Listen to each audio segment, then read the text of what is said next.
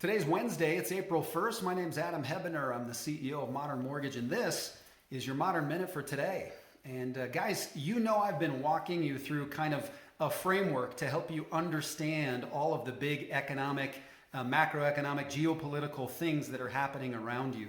I feel like if I can serve you well, one of the ways I'll be serving you is to just help you understand the narratives that are at play. Because when you know the narratives, you can tend to understand why things are happening, how to react to them, and most importantly, how you can position yourself, your business, your clients to get through this with the least amount of damage possible. Now, I walked you yesterday through what we would be calling the status quo and why some of the tools they're using aren't working and why they're in fact making things worse. Today, I wanted to start introducing you to what I'm calling the big shift, which I think is the new narrative and comes with some new rules and frankly will help you make good decisions. I can't get into those today because I need to keep this time concise, and there are just burning questions, just burning up our social media, our email, our subscriptions, all that stuff's just been going nuts, asking about two big topics. The first is forbearance. What is it? How does it work? And then the second is, what about my current pipeline? So if I'm an agent and I've got deals that are active, or if I'm a buyer or a seller and I'm currently buying a home or selling a home, how does this work? What's going to happen to me? So I want to address those two more urgent questions, and then we'll come back to narrative again at a later Modern Minute. Let's start with forbearance. Before I explain to you what forbearance is, I want to help you understand what forbearance is not. Forbearance is not forgiveness. I can't tell you how many people we've had reach out to say, hey, I heard I don't have to make my payment anymore. How does that work? Well, the short answer is that doesn't work. What forbearance is a willingness to kind of come alongside. Forbearance literally means to bear with someone else's burden. So your servicer is saying, we'll bear with the hard time you're in right now. We'll help you wait and maybe make your payment later. We'll be patient with you. That's what forbearance really means.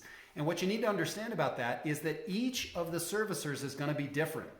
As much as we would love to have just a federal mandate to say, here's how forbearance is going to work, that's not how this is working.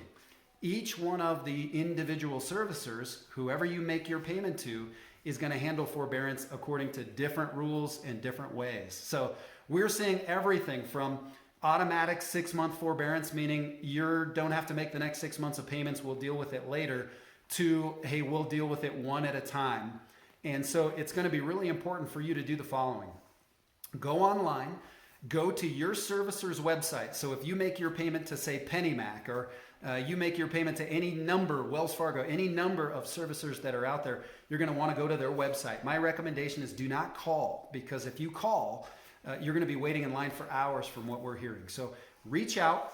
Talk to these folks online, and almost all of them that I've seen so far just literally have an easy button you can click, and it says, for forbearance, click here. Now, they're going to ask you to provide a little bit of explanation for why you need forbearance, and they have not defined what is an approvable explanation, so I think that means it's very wide. You can say things like, hey, we're affected by COVID, we got laid off, our company got shut down, I have COVID myself. So any of these kind of ideas are all things that are going to be open for consideration. And my sense is, so far our experience is, just about anybody who asks for forbearance is likely to get it. So do that, but be aware that they're going to detail for you then what forbearance means with that servicer. And in every case, you're going to be required to pay back in some way or another. Now, from what we understand from the FHFA guidance so far, is that this is not going to hit your credit. You're not going to have a ding against your credit. They're not going to wait for you to be late before you begin forbearance. Instead, we want to encourage you, begin the forbearance process before you miss your payment. So today's April 1st.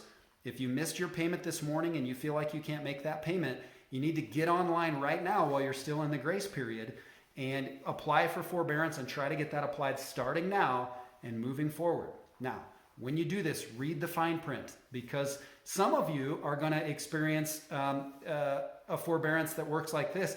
You get forgiven for the next 6th, and then on the 7th payment, you're going to owe all 7 payments at that time. That's pretty significant. And others are going to find, hey, you just have to pay this back when you pay off the loan eventually. So you need to understand your own specific situation by getting online. It's going to be a bit of a traffic jam. Be patient. Don't panic. Again, this is not going to hit your credit from everything we've been told so far. This is not going to begin a foreclosure proceeding, so be proactive. Don't put your head in the sand.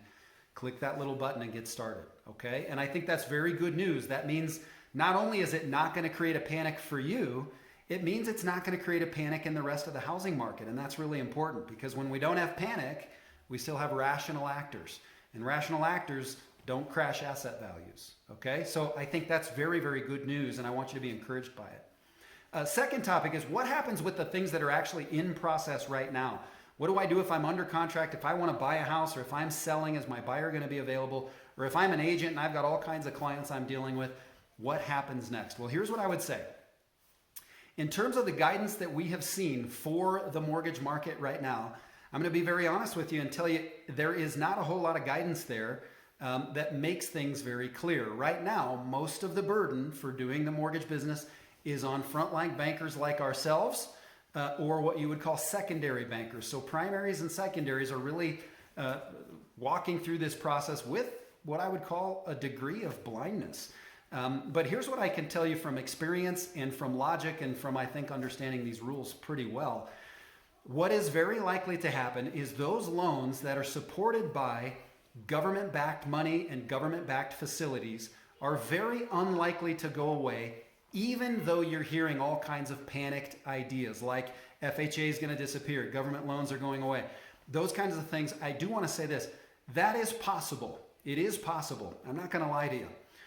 If we continue to go on the course that we're currently going on, the facilities that are in place are not sufficient. The rules are not sufficient to protect secondary markets and final bondholders enough to support the mortgage market. But because that is true, and because the mortgage market just makes up too large a percentage of gross domestic product, I personally will tell you I find it very unlikely that that will not be remedied. And so you are going to continue to see a lot of volatility in the market. You're going to continue to see things, interest rates will be all over the place. Anytime you as a borrower represent risk, you're going to find things are all over the place. And one of the most probably poignant places we're seeing this happen is many investors are now saying you cannot even lock in your loan until you've gotten through conditional approval and underwriting. Now, for lots of folks who do their underwriting at the end, that's a big disadvantage. We don't believe in doing underwriting that anyway. We've never done underwriting that way. We always do our underwriting as early in the process as we possibly can. We try to get it done in the first few days, and so that will give a big advantage to our clients. But no, it used to be that you could lock your loan anytime. You could lock it early, you could lock it late. Most people locked early.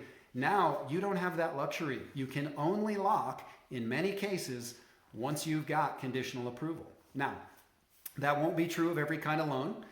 Some loans will still allow you to lock early and you'll still be able to move through the process. But as risk continues to build up in the market, more and more and more investors will go to that conditional approval required for lock. So watch for that to happen. Now, will your loans be there? Well, listen, if you're doing big jumbo loans, that's a risky market right now.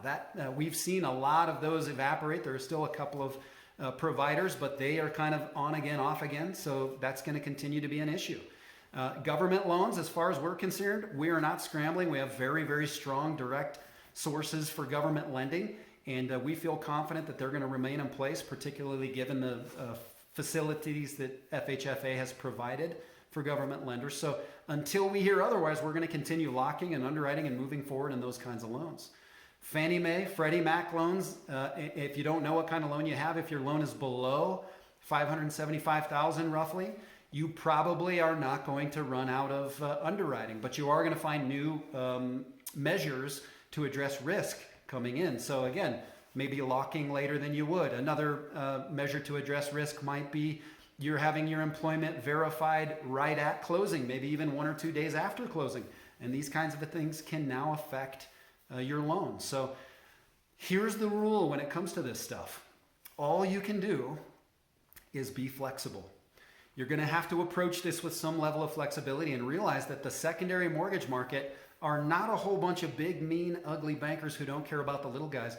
They are the little guys. They're guys like me. They're guys who are out there trying to serve clients who want to do nothing more but kick and scream and claw and fight on behalf of their clients. And it's a tough market out there. We're going to continue to do all we can on our front line. We know the secondary guys are going to continue to do that as well, to provide openings, to be taking care of people. These are good American people. These are people who want to take care of people. And so we're going to continue to fight to do that. But no, there's still going to be some inconveniences. There's going to be slow appraisals. There's going to be weird title closings. There's going to be all kinds of stress in the market. And so the best thing you can do personally is just subscribe to the idea that blessed are the flexible, and because there's going to be changes. So your closing date might get moved out. It might get scooted up. Take advantage of it. If you're a seller and your buyer needs an accommodation, give it to them. If you're a buyer and your seller needs accommodation, do all you can to take care of those people. When we talk about taking care of one another, this is actually going to enter even in your philosophy of commerce. Think through as much as you can to take care of one another. And what you're going to find is that's what's going to lubricate transactions and let things still close. So watch for risk. Call us if you've got questions. We'll help you walk through your specific situations. Check in on your forbearance. And as always, watch for more from us. We're going to keep you updated. Guys, we're thinking about you and looking forward to when this stuff is done. But in the meantime, let's bear down and make it through this together. We look forward to seeing you very soon. Take care.